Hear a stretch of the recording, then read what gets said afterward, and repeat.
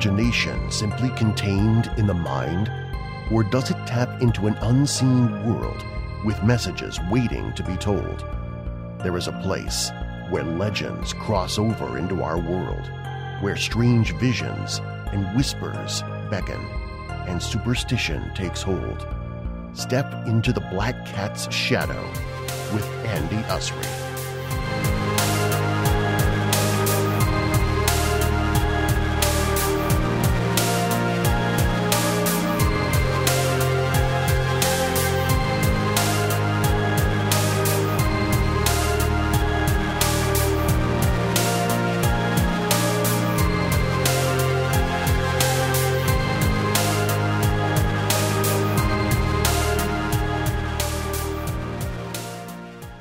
Hey guys, and welcome back to the Black Cat Shadow.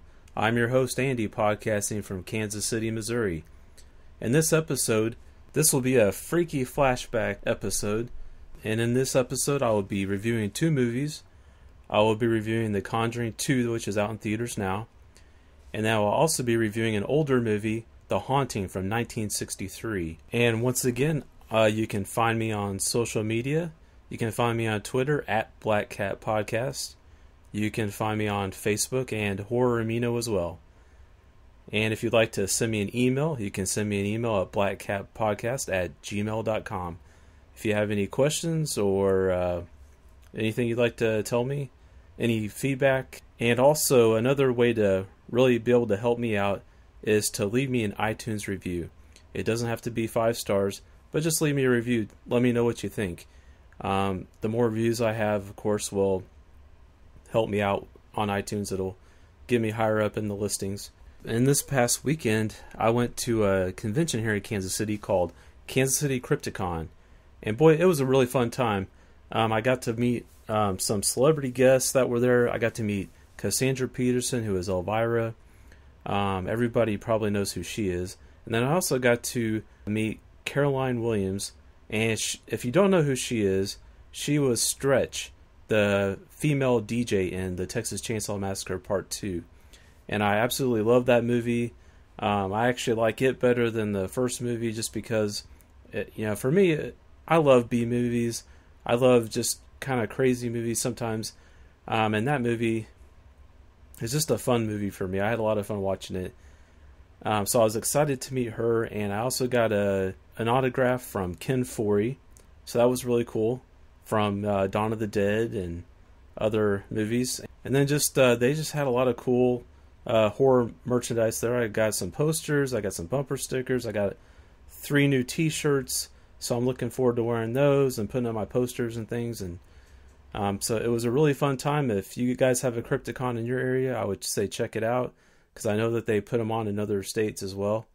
And this is episode number 4 for the Black Cat Shadow, and I don't think up to this point I haven't really taken any time to tell you guys about myself, who I am, my background in horror, kind of what some of my first horror movies that I saw. So for me, growing up, I wasn't allowed to watch any horror movies really. But the funny thing was, my first memory as a little kid was catching Alien on HBO when it aired. I think my parents had HBO way back when I was a very little kid. So I remember that was the first horror movie or science fiction. It could be classified either way, but that was the first movie like that I remember seeing. And I remember it scared me. I remember the part that I saw too was the part where Ash is revealed to be an android and starts attacking Ripley. And whenever I can't remember the guy's name, but the actor's name is Yaphet Kotto. His characters, came in and hit Ash in the head with the fire extinguisher and knocked his head off, and his body just starts going crazy. That's the part I saw when I was a little kid. That's what I remember, and I remember that freaked me out. But I was also just intrigued by it, because I remember, I think I remember seeing the facehugger scene too, and I just was like wondering what kind of just crazy creatures these were. And but it wasn't until later on I actually knew what movie it was and saw Aliens and Alien again as I got older. But growing up, I wasn't able to watch a lot of horror, so The horror that I did get to watch was stuff that was on TV. So a lot of my favorite movies are the first ones that I saw on TV. And where I grew up here in Kansas City, they had, like on Saturday afternoon, they had a UHF station that would show horror movies, and it was called Dayscream Theater. I think it was channel 62. And man, I love that so much because there was like 3 horror movies on every Saturday afternoon. And as many times as I could, I watched it. And so some of the movies I saw on there was Children of the Corn, 976, Evil, Poltergeist 2, The Howling 2, The Howling 5, Christine, The Fun House, Friday the 13th Part 3, and Friday the 13th Part 2. A movie called Magic with Anthony Hopkins and the creepy ventriloquist puppet. I can't remember what else they showed on there, but those are some of my... Oh, and also Chud. I can't forget that one because that's one of my favorites. Yeah, Chud. Oh my gosh. So those are some of my... And those happen to be some of my favorite movies. And I know they're not the best, but I love watching them. I can watch them any time of the day. Well, I think I also saw Halloween 2 on there. Oh, and Pet Sematary was another one. So all those movies are movies that I just go back to time and time again. They're so nostalgic for me. And I'm just, I really miss that kind of TV programming nowadays, because I don't know if there's any TV stations that show late night horror movies anymore. You know, growing up, they had the Friday night. Here in Kansas City, we had a couple of different Friday night creature features. They had the one that was hosted by a woman called Cremation Mortem, and she was similar to Elvira, not quite the same. And then we also had another Friday one called Friday Night, but it had a host, and he told kind of corny jokes, but you never really saw him. He was just a voice that came on during commercials, or before the commercials came on, and at the very beginning and very end of the movie. So I saw a lot of my first horror movies on things like that, just on regular TV. Like I said, we didn't have cable growing up, so I had just to get it where I could. I remember I had some VHSs that I watched constantly. I think I had a Godzilla VHS called Godzilla vs. Megalon, and I would watch that a lot. It was a double feature VHS I had. That one is the first movie. The second movie had the Snow Creature, I think it was called. It was a really cheesy, abominable snowman type movie where these scientists go to the Himalayas and they catch an abominable snowman and they take him back to Los Angeles. And of course, the creature gets loose and goes down in the sewer, and so they have to go chase him down and kill him. But I remember watching those movies a lot growing up because I just had that one VHS, and I think I had a couple others. It Came From Outer Space was one, and It Came From Beneath the Sea was the other one. Yeah, It Came From Outer Space was really cool. It was like the aliens with the big eye, but then they could also look like people. So that was the one I liked to watch a lot. And then It Came From Beneath the Sea was like a giant octopus movie. So growing up, I loved monster movies. And like when I was a little kid, whenever we'd be watching a scary movie, I'd always ask my mom, "Where's the monster at?" And because I always loved to see the monsters when I was a little kid. And I still love monster movies to this day. And then growing up, I started really getting into slasher movies. And what started out for me was the movie Scream in 1996. It wasn't the first slasher that I saw in the theaters. Actually, the first slasher movie I saw in theaters was Halloween 6, The Curse of Michael Myers. Now, I know it's not the best, but that one has a special place in my heart just because it's the first one I saw in theaters. And at the time, in the theater, I thought it was pretty scary. But looking back on it now, it's probably not quite as scary. But Scream is what really got me into the slasher genre. I just love the whodunit aspect. And just seeing the different masks that the killer, well, in that movie, the killer just wears one mask, but in the realm of slasher movies, each one, I love to see the killer wearing a unique mask, something that's freaky looking. So I spent a lot of time seeking out 80s slashers, and so I've watched just a ton of 80s slasher movies, and they all kind of run together though, so I remember bits and pieces of each one, but some of them I get confused with others. But some of my favorite 80s slashers are the Friday the 13th series, the Halloween series, And some of the one-offs, like My Bloody Valentine.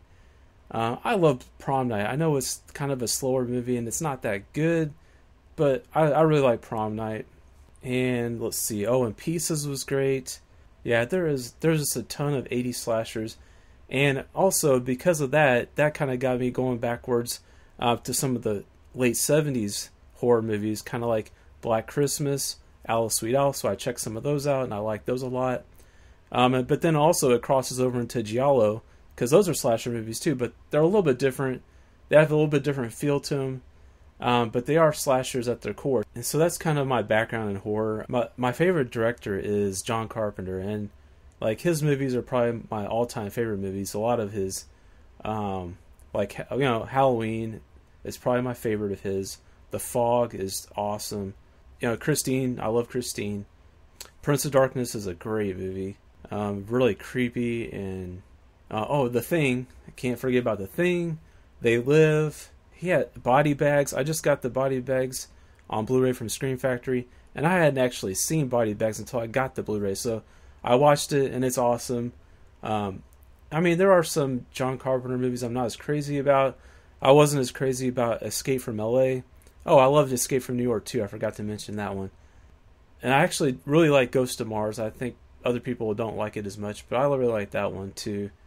I wasn't a big fan of In the Mouth of Madness. I know it was a good movie and it was scary, but it's not something that I feel like it really messes with my brain when I watch that movie. And so I can't watch that one a whole lot. Although I think it would be fun sometimes to watch the so-called the Apocalypse trilogy, which is the first movie is The Thing, the second movie is Prince of Darkness, and then the third movie is In the Mouth of Madness. So those movies would probably be fun just to watch all in a row. Some of the movies here lately that I really got into are a lot of movies on Netflix, because I just have a lot of more time to watch movies on Netflix than go to the theater. But some of the movies that I've liked a lot here lately are Honeymoon. I saw that one recently. That one was really good, really suspenseful. Hush was really good. I was on the edge of my seat the whole time on that one. And I also watched They Look Like People. That one was good. It wasn't what I was expecting, though. It was more psychological. And that's all I'm really going to say. You just got to go into that one blind. It's a really good movie because you're just not really sure what's going on. And I think that's been about it of the recent ones. And I watched, the ConjuringThe and The Haunting for this episode, and you'll find out what I thought of those here in a minute. But yeah, anyway, so that's pretty much about me. Like I said, I go for the slasher movies and the creature features. Those are what I gravitate to. I'm not really so much into the paranormal horror movies. I don't know. I feel like a lot of them, it's a supernatural enemy, and so there's really no way to defeat the enemy. I feel like a lot of times in a supernatural or paranormal movie, they just have to get away from the ghost or whatever it is. Sometimes they do banish the ghost, or whatever, but I feel like in a slasher or a creature feature, there's a definite end, I won't say there's an end, because of course there's always sequels, but I feel like, when they kill the killer or the creature, I don't know, I feel like there's a small victory there. Even though there may be a sequel, the killer may come back to life, there is a small victory there for the protagonist, for the hero or heroine. And in the supernatural, I feel like they don't really have a chance against whatever they're fighting. They're just hoping that it goes away at some point. I love a tangible evil, battle versus good and evil. I'm going to go ahead and move on to my review of The Conjuring 2. Get out now. No, this is not your house. Now, what's your name? My name is Bill Wilkins, and I'm 72 years old. What do you make of that voice? Sounds confused. Is he senile?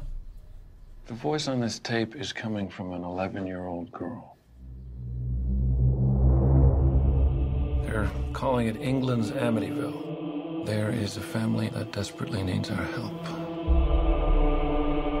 After everything we've seen, there isn't much that rattles either of us anymore. But this one still haunts me. Does it feel like the voice is coming from inside you? More like it's coming from behind me. Like I'm being used. Janet, are you alright? Stop calling me Janet. She's such a good girl. What's there wrong with her? An oppressing spirit will try to force you to commit the ultimate sin. And what's that? Murder, suicide, or both.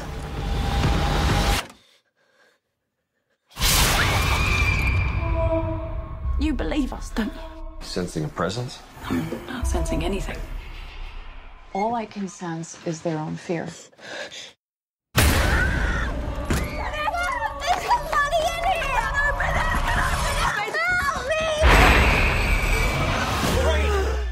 Honey, you're bleeding. What is happening? I had a premonition of your death.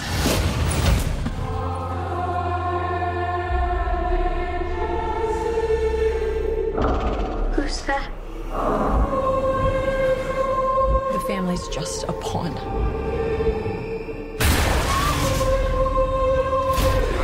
Something inhuman wants to kill you. If we keep doing this, you're going to die.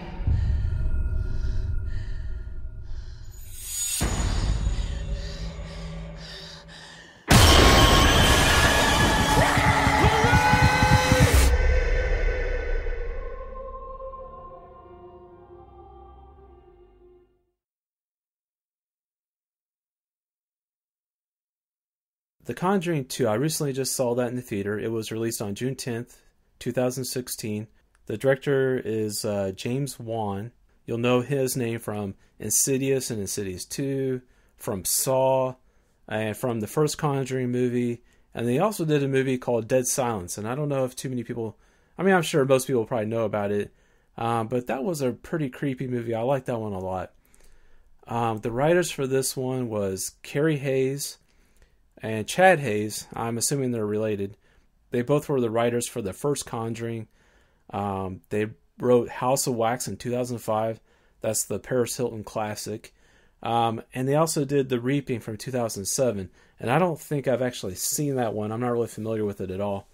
And then actually James Wan did writing for this one. And some of the things that James Wan has actually written has been Saw, Saw 3, Dead Silence, and Insidious Chapter 2. And then the last writer credit is David Johnson. And he actually did writing for The Wrath of the Titans, that remake that came out in 2012. He did writing for Orphan in 2009, which was a really good, scary horror movie. And he also did writing on Red Riding Hood that came out in 2011. You know, it was that take on Red Riding Hood. I thought it was an okay movie. It was a little bit of a whodunit as far as who the werewolf was. I liked it. As far as the cast, we have Patrick Wilson as Ed Warren. And of course, Patrick Wilson. You know, Ed and Lorraine Warren, they were in the first Conjuring. And Patrick Wilson also was in Insidious and Insidious 2. And he was also in Prometheus, which I forgot about, that he was in that one. And then you got Vera Farmiga, I think that's how you say her name, as Lorraine Warren. You know, she was in the first Conjuring, she was in Orphan, and she's in the Bates Motel, the TV series. I haven't actually checked that one out yet, but I hear people talking about it, so I need to check it out. So I was looking to see who played that demonic nun in this movie. She's basically that's one of the ghosts that they're dealing with. And I was looking at the actress that is an actress that played that character. Her name is Bonnie Aarons, and I was looking to see what else she was in, to see if she was in any other horror movies. And it looks like she was actually, it's not really a horror movie, but she was in Mulholland Drive as the bum. And I think, if I'm thinking of the right character, that part was really scary in that movie. But she was in Drag Me to Hell, but I've never actually seen that movie, so I don't know what part she actually played in that. But anyway, she was probably the scariest part of The Conjuring 2, that demonic nun. I'll get into that here in a minute. Okay, so the other person in the cast that I recognized was Franca Potente. I think that's how you say her name. She's been in some other movies. she's a familiar face. She was in the Born Identity, the Born Supremacy. So she's a recognizable face from that. So to get into the plot or the setting here, basically, it starts off showing the Warrens investigating the Amityville house, and and then Lorraine, she has a vision there, and it's pretty creepy. She has a vision of the deaths. Because of her vision, she wants to quit investigating these cases, and she tells that to Ed, and then we see that there's a family, the Hodgson family, in London. They're being terrorized by ghosts in their house. Pretty much the haunting is centered on the daughter Janet. Almost seems like she's being possessed or something like that. And the Warrens get involved because the church wants the Warrens to figure out if this is a real haunting or if it's a hoax before they really go in to investigate or to help the family, because they don't want their name dragged through the mud if it's a hoax. They don't want the bad publicity. So that's how the Warrens come into the story. Even though Lorraine does not want to do this, Ed persuades her, tells them that they're gifted, they need to be helping people with their gift. So my thoughts, I went into it, especially since it was rated R, I guess I went expecting a certain movie, and I don't really feel like I got what I was expecting. The music was effective, the score was effective, it did help to create some tension, but like in the beginning, the deaths were not real graphic. Yeah, there was some blood splatter, but I guess I expected more from it, because they show like the deaths of the Amityville house, and due to the nature of the deaths, I would figure there'd be more gore, but especially with an R rating, but there just wasn't really a lot there. It's just the creep factor was just not very strong. There was some cool visuals, especially the little, there's, you'll see. I don't want to like tell you about the whole movie. I want to let you guys go see it. But I just felt like at the very beginning, at least, there just wasn't a whole lot of creepiness to it for me. It was kind of predictable. There was jump scares there, but I felt like they were predictable. Like I said, the demonic nun character, she was really scary. Yeah, she looked cool. There was some good scenes with her in them. The movie had a good feel for the time period it was set in. It's supposed to be set, I think, in the late 70s. They used music of that time period. They had really good set design, but you could tell it was a movie. I felt like I was in a movie with the set design. It seemed really deliberate. It looked good, but it just looked too good. It looked too much like a movie to me, the set design did, and it just kind of took me out of it a little bit. I wasn't really feeling the drama with the Hodgson family. I just really didn't connect with them as much as I thought I should. I wasn't feeling the tension that, it's a single mom with 3 or 4 kids. I just wasn't feeling the tension there. She was having a lot of stress trying to provide for the family, and I just wasn't really feeling it though. And also their accent at the beginning, it's a little hard to understand at the very beginning until I think you get used to it. And then it becomes easier as the movie goes along. And as the movie went along, I felt like this was an Exorcist reboot, because there's, without giving too much away, you get the feeling that somebody's being possessed. Then there's a lot of scenes that remind you of The Exorcist. So I just felt like it drew, it kind of took things from that a lot. I felt like there was a lot of movie tropes in this movie, a lot of things that had been done in other movies.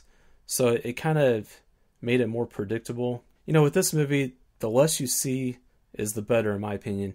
There was parts where there was just like dark spaces.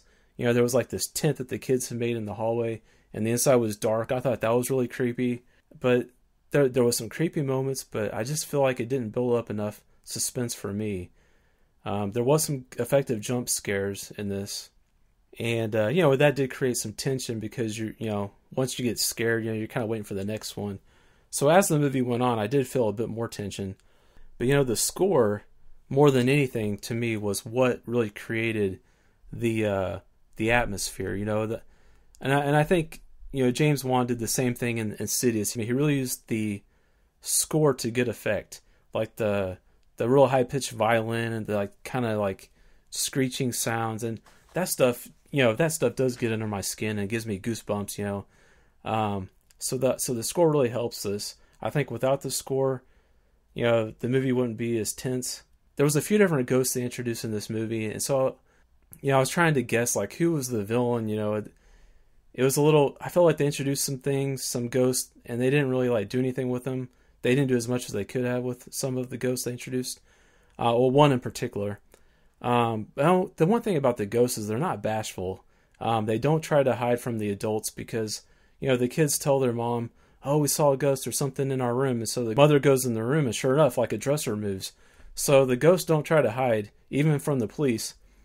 So that's interesting. I thought that was an interesting aspect to it. I mean, I don't want to tell you about too many of the ghosts, but you see her in the previews, that creepy nun, that demonic nun, she was scary. I will say that.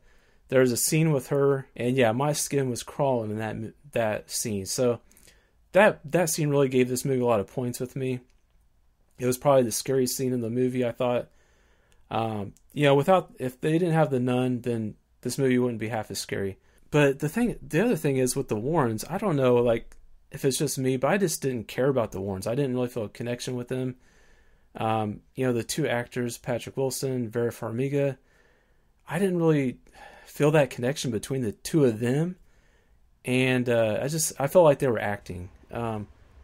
So I wasn't really invested in their characters. I didn't really care about them, And as the movie goes on, I did care for the family a little bit more. You kind of get to know them more. So the ghosts in this, I felt like were a bit cartoony once you really got to see them.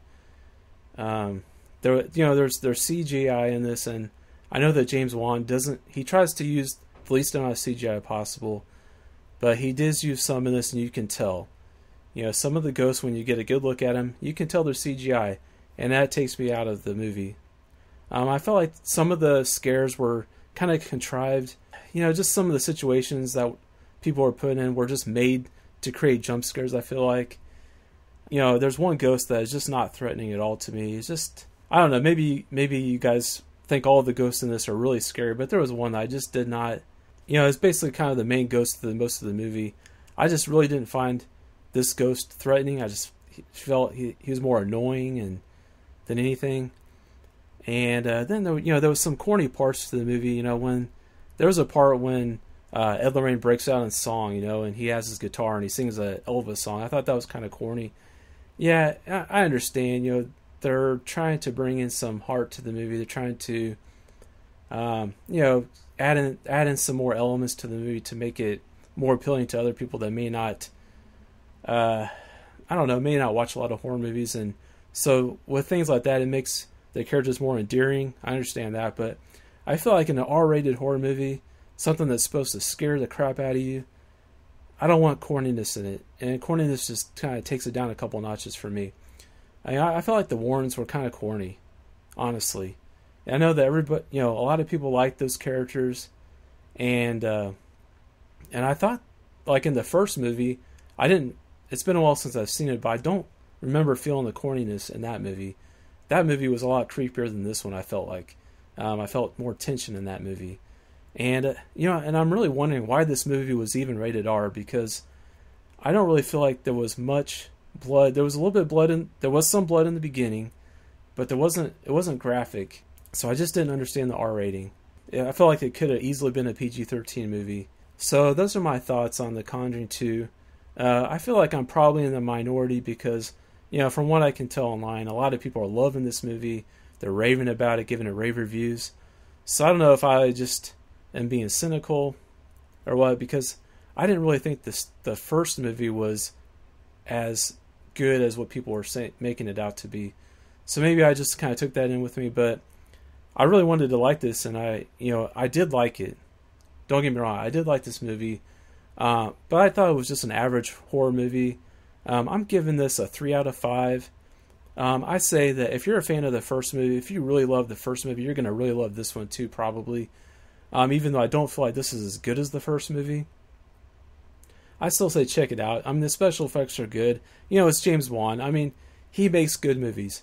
This is a good movie, but I feel like hardcore horror fans are not really going to be scared with this movie. There are some scares. Don't get me wrong. There's some jump scares. There is a little bit of a creep factor. But I think the hardcore horror fans are kind of going to be a little disappointed in this one. I don't think it's going to be as scary as what you would really want it to be. So anyway, so now, guys, I'm going to move into the other movie that I'm going to pair up with this one, and it's called The Haunting from 1963. And I guess I'll go into why I paired these two movies together. I was trying to find a movie, because I wanted to review The Conjuring 2, and I wanted to find an older movie that has a similar plot. So I was kind of looking through, I found a few different movies that could be similar, but The Haunting from 1963 was the most accessible one that I could find. It was one that was online that I could rent. You know, some of the other movies that I found, you could only get them on DVD, and maybe the DVDs were a little bit more expensive. So I wanted to review a movie that was more accessible that you guys could see if you wanted to. So the older movie I'm going to be talking about is The Haunting from 1963.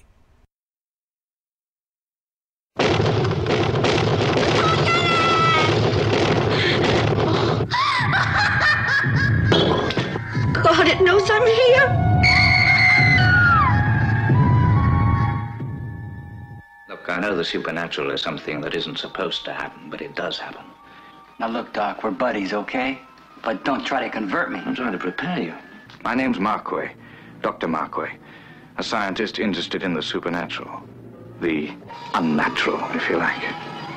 I came to Hill House to find the key to another world. Assisting me in this exploration of the unknown was Eleanor, Nell, who could look back into the past, and Theo, something of a witch, who could see into the future. This is Luke, who didn't believe in anything, until evil, patient and waiting, made him change his mind. Stop it! God. God. Whose hand was I holding? How many of us take seriously the things we cannot or do not want to understand, simply because we are afraid? Eleanor, your paw! Did you hear me calling? Oh, this house. You have to watch it every minute. The Haunting was produced and directed by Robert Wise, brilliant producer of West Side Story. The stars consist of a cross-section of top talent in the world of entertainment. Julie Harris, Claire Bloom, Richard Johnson, Russ Tamblyn. What does it take to convince you that the dead do not always rest in peace? That some houses, like Hill House, are born bad?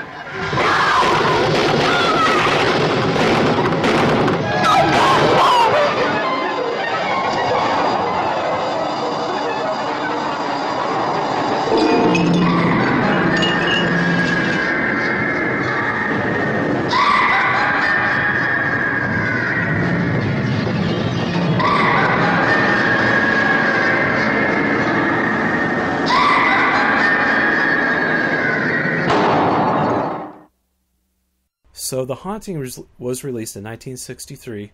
So the tagline for this movie is, "An evil old house, the kind some people call haunted, is like an undiscovered country waiting to be explored. Hill House has stood for 90 years and might stand for 90 more. Silence lay steadily against the wood and stone of Hill House, and whatever walked there, walked alone." Let's see, another tagline was, "You may not believe in ghosts, but you cannot deny terror." And another one is, "Scream, no one will hear you. Run, and the silent footsteps will follow. For in Hill House the dead are restless." So on the IMDb, the movie poster, it shows like a Shining type maze on the movie poster. And so I was kind of expecting that to come into play sometime in the movie, but there was no maze in the movie at all. So I'm not really sure why they put that on the movie poster. It was a little disappointing because I thought maybe that would be inspiration for The Shining. So in this movie, the director is Robert Wise, and some of the other things that he's done is The Day the Earth Stood Still in 1951. He directed the Star Trek the Motion Picture in 1979, and he also directed the Andromeda Strain in 1971. So he's done more science fiction things, it looks like. The writers for this was Nelson Gidding. Also, he wrote the Andromeda Strain in 1971. he wrote The Mummy Lives in 1993. And so this movie was based on the novel The Haunting of Hill House by Shirley Jackson. And I know her work from, actually when I was growing up in school, there was a short story that we had to read called The Lottery. And it was a pretty good short story, so I recommend seeking that one out if you've never read it. Or even the book, The Haunting of Hill House. I'm sure that's probably a good book too. I've never read that one. So that's some of the other things that she's done. The music was done by Humphrey Searle. I don't even know how you say his last name. But he also did the music for the Doctor Who TV series in the 60s. And so the cast of this one, I didn't really recognize too many people in this, but the main players, you got Julie Harris. She plays Eleanor. And she was in there's this old made-for-TV, I don't know if it was a miniseries or just a 2-hour movie on TV, but it's called Annihilator, and it was released in 1986. And I remember, this is one of the movies I remember seeing when I was a kid, and it was about like an airplane full of people that disappears like mid-flight, and then it reappears, and it lands, and everybody gets off, and everybody appears to be fine. But it turns out that all the people on this airplane have been replaced by cyborgs or by androids, and they have this evil plan to take over the world. And that was pretty cool. I remember watching that one. I think I tracked it down on YouTube and watched it again a few years ago. And then Julie Harris was also in The Dark Half. That was released in 1993, the Stephen King adaptation. Let's see, the other characters. So you had Claire Bloom. She played Theo, or Theodora. And the other thing that she was in was Clash of the Titans in 1981. And then Dr. John Markway was played by Richard Johnson. And he was in a couple of Italian horror movies, Beyond the Door in 1974, and then also Zombie in 1979. And he was also in an episode of Tales from the Crypt, that, the TV show with the Crypt Keeper. And then the last person of the main cast was a guy by the name of Russ Tamblyn. He played Luke Sanderson.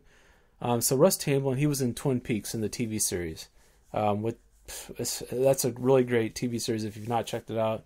It's not really a horror TV series, but it's a good mystery TV series. And it's got a little bit of everything in it. So the plot for The Haunting, basically, it's a doctor. He's doing research to prove that ghosts exist. And so he wants to investigate Hill House. He's heard about it. It has quite the violent history. And so he wants to put together a team and go and investigate it and bring back evidence that ghosts exist. So he assembles a team and he picks people that either, one, have psychic abilities or have had weird paranormal experiences. So he's picked a number of people, but by the time the investigation actually happens, like, everybody's dropped out, everybody's quit except for 2 people, and that's Theo, and she is a psychic, and then Eleanor, or they call her Nell, she had a poltergeist experience when she was younger. And so that's why he's picked them. So those are the only 2 people that are left in his team. And then, of course, Luke, the character of Luke, he's the heir. He's going to inherit the Hill House. So he wants to just join him just for fun, I guess. And then, so that's basically, so this team, they go into Hill House to explore it, to try to get evidence of ghosts. And then it just progresses from there.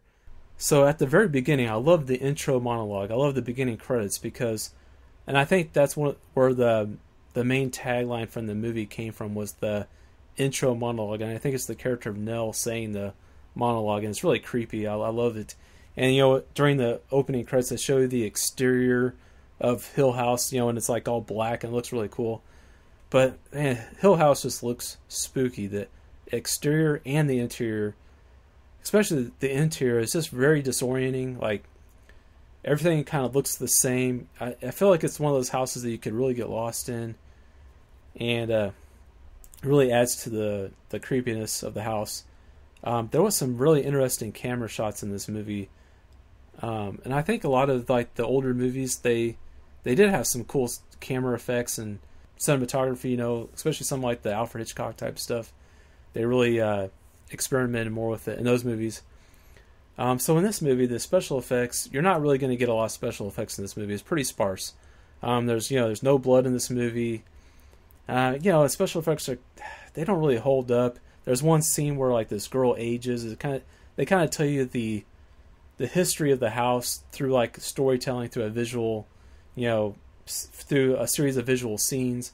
And there's this one scene where like the daughter of the people that built the house, she's aging, and the effect doesn't really hold up. So there's not a whole lot of special effects, and actually you really don't see anything ghostly in this movie. Everything is like either happens off screen, or it's just noises, and it's more like left to your own mind to imagine what's really going on. I thought it was interesting that in this time when this movie was set, that they actually, the characters in this movie were going into this house to come up with a scientific explanation for a haunted house. They were looking at it from more of a rational point of view, even though they did bring in psychics. And so we look at these characters, especially Eleanor. Eleanor seems to be the central focus of this movie. She really seems mentally unbalanced from the very beginning. She just wants to escape from her life. She just wants to start over. She just has a family that just doesn't really like her, that kind of takes advantage of her, and she just wants to live her own life. She wants to start fresh.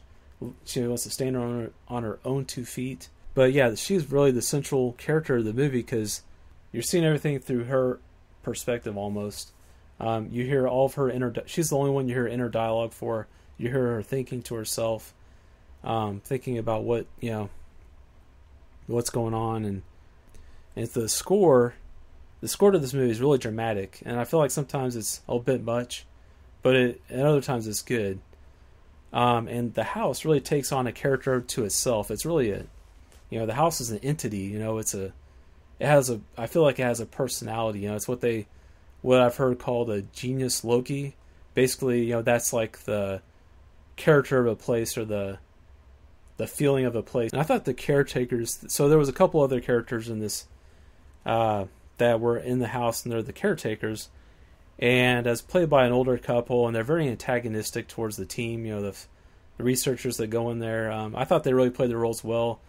I think that the caretakers, they were an extension of the nearby town, and they just kind of helped show like how much the town just hated this house, like showed the dislike that they feel for the house. In this movie, I think one of the reasons why they don't show you much of the ghostly activities, I think they still want there to be a question of whether this is all in Nell's mind, if this is all in one of the characters' minds, or if, because she seems to be the only one experiencing things. I mean, there are some sounds that other people hear and things like that. I thought it was kind of weird that whenever Theo and Nell, like the two women that show up to be part of the doctor's team, it's like they don't even know what they volunteered for. They are kind of clueless when they walk into the house about what they're really going to be doing there. They seem kind of surprised when the doctor tells them, what they're there for. I feel like this house, like I said earlier, the house kind of has its own character. And I feel like it's, instead of a haunted house, it's more of a deranged house. So this is, a haunted house movie, but I feel like it's in a very different league than The House on Haunted Hill or movies like that. This wasn't really a fun movie. It was just, there was some tension. It was more of just like a eerie feeling, and you kind of felt sad for the main character Nell. Just the things going on with her. The house itself is more like a living, breathing thing. It's something that needs to consume, eat. It's like a natural predator. It preys on the weak and the isolated. And I feel like Nell really got the brunt of its abuse. Just like in her everyday life, when she comes to the house, she felt like that. She kind of got the same thing there. But at the same time, she felt like she was wanted there for the first time. She was somewhere that they actually wanted her, and so she didn't want to leave. And like I said, the ghosts are pretty much just noises. There's one scene where you kind of see something, and so this is a very slow burn. This movie, there's not a lot of action. There's not a whole lot going on. It's just something you just have to kind of use your imagination through a lot of it. A lot of the ghosts are noises, loud bangs and things like that. My rating on this movie, I would say I liked it, but it's not something I'm probably ever going to watch again, or not going to watch for a long time. I would give it a 3 out of 5, and I would say, if you can find it online, for $2.99 or whatever, I think that's what I paid on Amazon, I'd say go ahead and check it out. It's held up as a classic, and I think, there's reasons for that. I feel like it is scary at times, but I think the scares are not really like what you would traditionally get in a haunted house movie. I think it's more, the horror is more about like, watching somebody just become mentally unraveled. It's just kind of one of those like kind of dismal movies where, it's probably not going to end well. You can just really feel the sense of depression and hopelessness that like Nell feels. So I feel like her character, like, that actress Julia Harris, she really like did a good job playing her character. So kudos to her. And if you like slow burns, you probably will like it. I don't mind a slow burn, but I just feel like there wasn't really much of a payoff to, I have patience with movies as long as there's a payoff. So I just feel like it was kind of a slow burn, but it didn't really like, of course there was things that happened at the very end, but it was just okay to me. Okay, so that's my review of The Haunting from 1963. Hope you enjoyed these reviews. Hope they help you decide if you want to go see these movies. Like I said, hit me up on social media. I'd love to hear your feedback. If there's any way I can improve the show, let me know. Or any topics, my other episodes are like the Mythos Macabre, and that's where I kind of talk about folklore and mythology. So if there's any topic that you want to hear about, and one that ties in with a horror movie, especially like a classic horror movie, let me know. And I can do an episode based on that, So anyway, thanks again, guys, for joining me. And stay tuned for the next episode. It will be Mythos Macabre.